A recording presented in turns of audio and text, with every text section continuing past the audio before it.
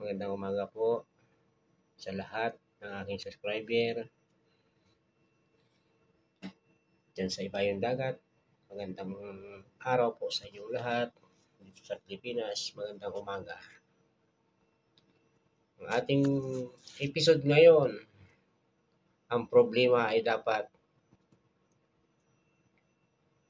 labanan. Huwag kayong susuko habang buhay may pag-asa ang tao.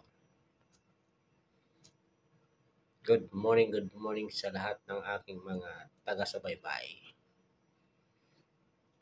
Kaibigan, kamag-anak, kapatid, ingat po kayong lagi sa inyong pagbiyahe sa work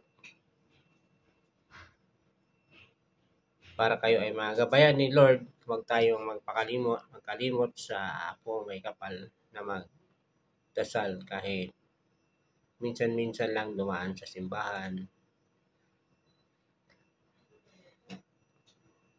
Maraming salamat po. Lord, ako ay ginagabayan mo sa araw-araw na ipahamak sa anumang kapahamakan. Thank you po.